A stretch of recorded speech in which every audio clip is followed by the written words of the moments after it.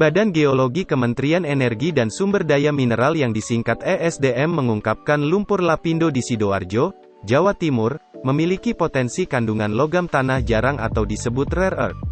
Rare earth pernah teridentifikasi di Sumatera, Kalimantan, Sumatera, dan Jawa, totalnya 28 daerah.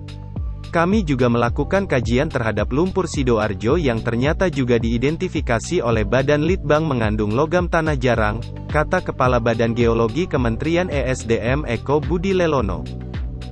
Disebutkannya, rare earth merupakan salah satu mineral yang jadi perhatian, karena dibutuhkan dalam pengembangan kendaraan listrik. Lantas, apa itu rare earth atau logam tanah jarang? Dilansir dari laman geologi, rare earth elemen adalah 17 unsur kimia yang terjadi bersama-sama dalam tabel periodik, terletak di tengah tabel periodik dengan nomor atom 21, 39, dan 57-71. Golongan ini terdiri dari yttrium dan 15 elemen lantanida yaitu, lantanum, cerium, praseodymium, neodymium, prometium, samarium, europium, gadolinium, terbium, dysprosium, holmium, erbium, thulium, ytterbium, dan lutetium. Skandium ditemukan di sebagian besar endapan unsur rare earth dan kadang-kadang diklasifikasikan sebagai unsur rare earth. Persatuan Internasional Kimia Murni dan Terapan memasukkan skandium dalam definisi elemen rare earth mereka. Dikutip dari Science History, logam-logam ini memiliki sifat fluoresen, konduktif, dan magnet yang tidak biasa. Hal itu membuatnya sangat berguna ketika dicampur dalam jumlah kecil dengan logam yang lebih umum seperti besi. Secara geologis, unsur-unsur tanah jarang tidak terlalu langka. Deposit logam ini ditemukan di banyak tempat di seluruh dunia, dengan beberapa elemen dalam kelimpahan yang sama di kerak bumi seperti tembaga atau timah.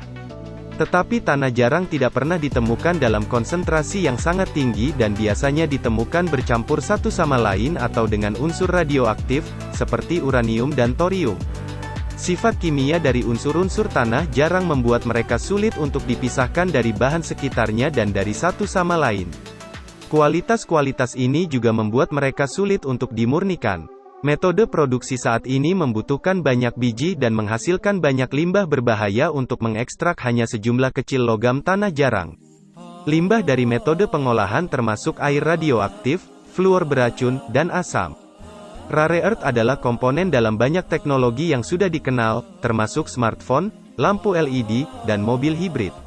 Beberapa elemen tanah jarang digunakan dalam penyulingan minyak dan tenaga nuklir. Selain itu, penting untuk turbin angin dan kendaraan listrik. Penggunaan yang lebih khusus terjadi di bidang kedokteran dan manufaktur. Mengutip laman American Geosciences, rare earth elemen adalah komponen penting dari lebih dari 200 produk di berbagai aplikasi. Di antaranya, produk konsumen berteknologi tinggi, seperti telepon seluler, hard drive komputer, kendaraan listrik dan hibrida, serta monitor layar datar dan televisi. Selain itu, unsur rare earth juga digunakan dalam usaha pertahanan yang signifikan, seperti tampilan elektronik, sistem panduan, laser, dan sistem radar dan sonar. Jumlah rare earth elemen yang terkandung dalam suatu produk beragam. Ada yang sedikit, ada juga yang banyak. Misalnya, pada motor spindle dan kumparan suara desktop dan laptop hanya membutuhkan sedikit kandungan rare earth elemen. Istilah rare earth diciptakan ketika sebuah batu hitam yang tidak biasa digali oleh seorang penambang di Ytterby, Swedia, pada 1788. Biji itu disebut rare yang artinya langka, karena belum pernah terlihat sebelumnya dan earth yang artinya bumi, karena itu adalah geologis abad ke-18, istilah untuk batuan yang dapat larut dalam asam. Pada 1794, ahli kimia Johann Gadolin menamai bumi, yang sebelumnya tidak dikenal ini Yttertria. Seiring waktu, tambang di sekitar Ytterby mengekstraksi batuan yang menghasilkan 4 elemen yang dinamai sesuai kota, yttrium, ytterbium, terbium, dan erbium. Unsur-unsur lainnya seperti cerium, thorium, lantanum, erbium, terbium, neodymium dan praseodymium, ditemukan oleh peneliti-peneliti setelahnya hingga 1880. China pernah memonopoli rare earth pada tahun 1993,